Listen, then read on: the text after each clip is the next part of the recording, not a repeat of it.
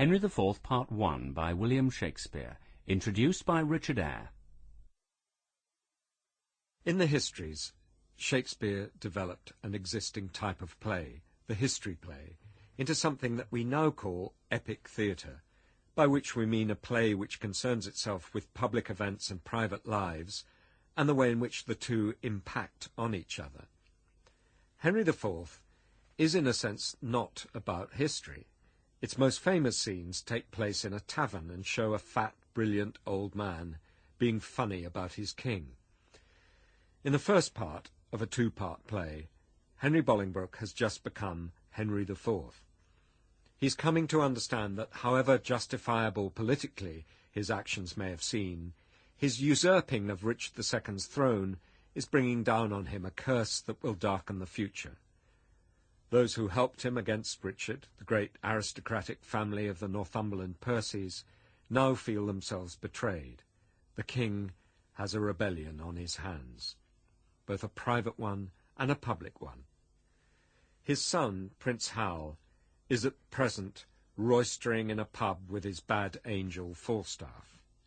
The king sees his son as a second Richard, begging to be deposed.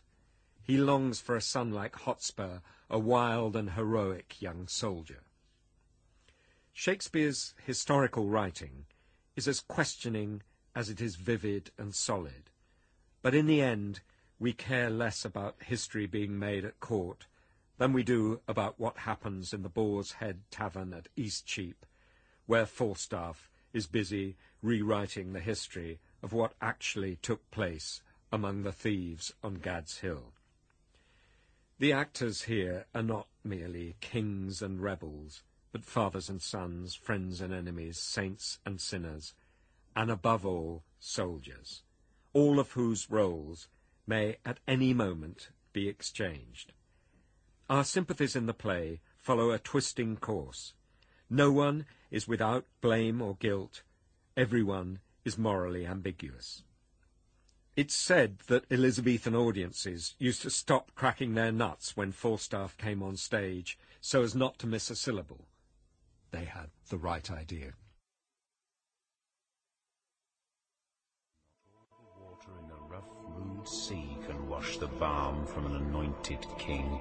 The breath of worldly men cannot depose the deputy. What must the king do now? Must he submit?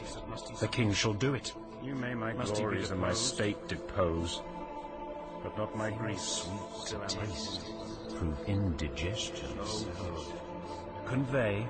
Conveyors are you all, but King Bolingbroke. Will his majesty give Richard leave to live? The children yet unborn shall feel this day as sharp to them, that in a Christian climate souls refined should show so. Seize the crown! Seize the crown! Seize the crown!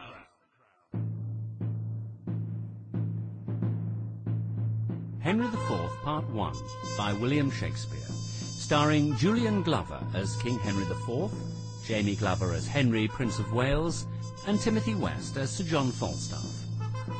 Henry IV Part 1.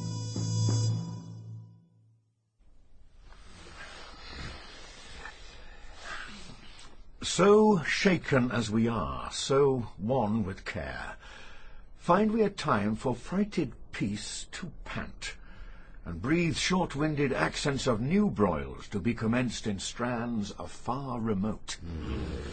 No more the thirsty entrance of this soil shall daub her lips with her own children's blood. No more shall trenching war channel her fields, nor bruise her flowerets with the armed hoofs of hostile paces, those opposed eyes which, like the meteors of a troubled heaven, all of one nature, of one substance bred, did lately meet in the intestine shock and furious close of civil butchery, shall now, in mutual well-beseeming ranks, march all one way, and be no more opposed against acquaintance, kindred, and allies.